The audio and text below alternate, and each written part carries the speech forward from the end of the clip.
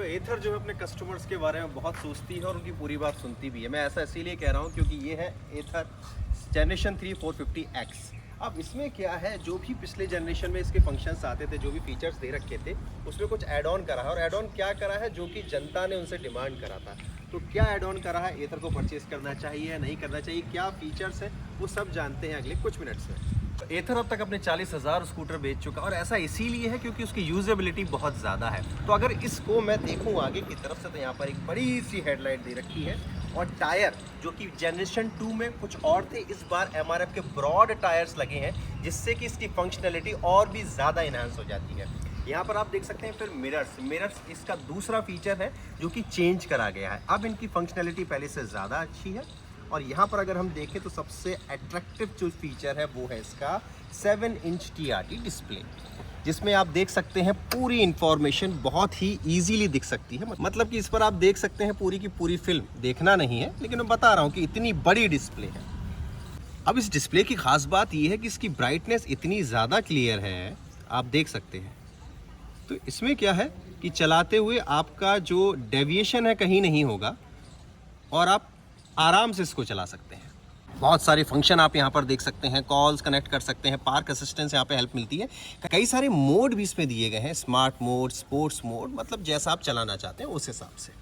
अब अगर हम इसके पीछे आते हैं तो यहाँ पर एक बहुत ही बढ़िया यहाँ पे सीट दी गई है। सीट के बारे में बात करूँ तो यहाँ पर ये जो स्पेस दिया गया है, जो ज़्यादा हाइट वाले लोग होते हैं उनको थोड़ी सी दिक्कत आती है। क्यों आती है वो मैं आगे आपको बताऊंगा। तो 2 लोग इजीली बैठ सकते हैं इसमें। अगर हम साइड प्रोफाइल की बात करें तो बहुत ही सुंदर ब्रॉड वर्क है, जहाँ पर कुछ भी नहीं लिखा हुआ, बस एक छोटी सी ब्रांडिंग है एथर की, तो जिसकी वजह से ये पूरा एरिया बहुत ही सुंदर लगता है, बढ़िया लगता है। यहाँ से आपको सीधे शॉकर्स दिखेंगे जो कि बढ़िया, कभी येलो में कभी आपको वाइट कलर में यहाँ पर देखने को मिलते हैं। यहाँ पर आपको डिस्क मिल जाते हैं। अगेन यहाँ पर आपको MRF के काफ़ी ब्रॉड टायर्स मिल जाते हैं।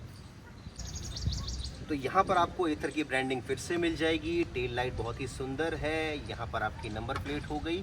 तो कुल मिला के अगर हम बैक प्रोफाइल भी इसकी देखें तो बहुत सॉर्टेड है, कहीं पर भी आपको पजलिंग चीज़ कुछ भी नज़र नहीं आएगी। 2018 मिलियन किलोमीटर्स का डेटा भी एथर के पास आ चुका है। मतलब इतने स्कूटर बिक चुके हैं, इसका मतलब इतने स्कूटर बिक चुके हैं। तो इसका मतलब ये है कि एथर कंपनी, जो भी इंसान यहाँ पे इस स्कूटी को चला रहा है, जितनी भी स्कूटी चल रही है, उसका पूरा डेटा एथर के पास है। तो 2018 मिलियन किलोमीटर का डेटा अब तक रिकॉर्ड हो चुका है एथर के पास। तो चलिए, बातें बहुत हो गई हैं, अब इसकी राइड क्वालिटी एक बार चेक कर लेते हैं। तो यहाँ पर ये जो स्टार्ट का बटन है, ये स्टार्ट कब हो जाएगी पता ही नहीं पड़ता। मतलब अभी ये स्टार्ट हो चुकी है, देखिए। चलिए चलाते हैं।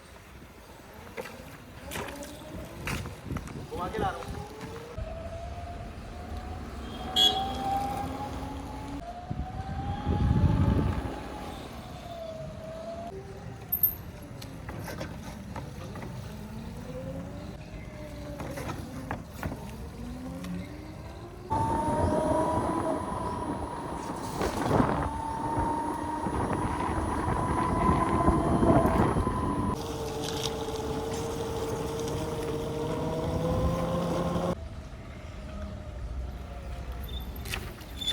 तो अगर राइड क्वालिटी की बात करी जाए तो बहुत ही बम्पी फ्री है। शॉकर तो बहुत ही अच्छा काम कर रहे हैं। आवाज़ बिल्कुल नाम मात्र की आवाज़ है। जो चीज़ मुझे दिक्कत हुई वो ये है कि चलाते वक्त मैं अपनी सीटिंग पोजीशन जो है उसको चेंज नहीं कर पा रहा हूँ। तो आई थिंक जो ऐसे लोग हैं जिनकी हाइट 5-10 से ऊपर है, तो उसको मेरे ख्याल से इतनी कंफर्टेबल राइड नहीं मिलने वाली है, जैसा कि मुझे थोड़ा सा फील हुआ। तो अगर हम पुरानी जनरेशन की बात करें एथर की, तो उसमें जो बैटरी आपको मिलती थी वो 2.9 किलोवाट आवर्स की मिलती थी, जो कि इसमें अब बढ़कर 3.7 हो गई है। तो इसका मतलब आपको इसको बार बार चार्ज नहीं करना पड़ेगा। तो ओवरऑल इस स्कूटी की जो लाइफ है वो पहले से ज़्यादा बढ़ गई है। तो गाइस, चार्ज करने के लिए आपको इसका जो चार्जर मिलता है वो कुछ ऐसा दिखता है, ये देखिए। अब इसको कहाँ चार्ज करा जाएगा ये भी देख लेते हैं। तो जनरली जहाँ पर आपका एक स्पेस मिलता है आपको जनरल पेट्रोल स्कूटीज़ में, यहाँ पर इसका ये चार्जिंग पॉइंट मिलता है।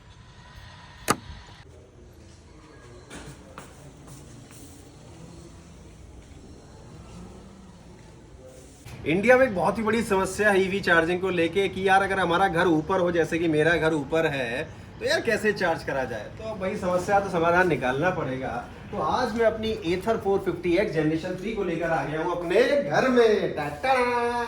अब यहाँ पर आज हम इसको चार्ज कर रहे हैं। तो मैंने आपको बताया था 5.5 घंटे ये पूरा चार्ज होने में लेती है, एथर ऐसा क्लेम कर दिए। बाकी अभी देख लेते हैं। तो यहाँ आप देख सकते हैं बड़ा बड़ा लिखा हुआ आ रहा है चार्जिंग नाउ। यार इसकी डिस्प्ले मुझे बहुत पसंद है, 7 इंच की डिस्प्ले है ये, इतना बढ़िया इसकी ब्राइटनेस है जिसमें आप सब देख सकते हैं कि ये 17% अब तक चार्ज हो चुकी है।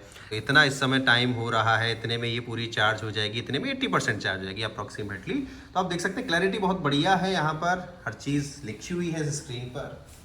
तो कुल मिला के मुझे तो बहुत सेटिस्फैक्ट्री लगा अभी तक एथर का। और जो लुक्स है वो इसके बहुत ही डैशिंग है, और जो इसके ब्रेक्स और जो टायर्स की जो फंक्शनैलिटी है वो भी बहुत अच्छी है।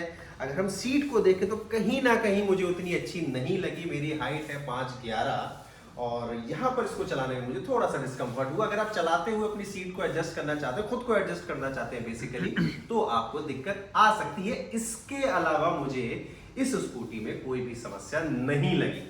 तो एथर 450X जनरेशन 3 आपको परचेज करनी चाहिए या नहीं, एक बार फिर से रिवाइंड कर लेते हैं। तो इसमें क्या क्या फीचर्स जो चेंज हुए हैं पिछली जनरेशन से वो मैंने आपको बता दी। इसमें मिरर चेंज हुआ है, टायर बहुत ब्रॉड हो गया है, इसकी जो बैटरी की कैपेसिटी है वो पहले से बढ़ गई है। जो एक कॉन है, जो कि एक समस्या है जो इसमें आपको मैंने पॉइंट आउट करी थी पहली, वो है कि जो भी लोग हाइट है जिनकी अच्छी खासी 5'10" से ऊपर है, उनको थोड़ी सी दिक्कत हो सकती है। तो ये चीज़ भी आपको कंसिडर करनी चाहिए।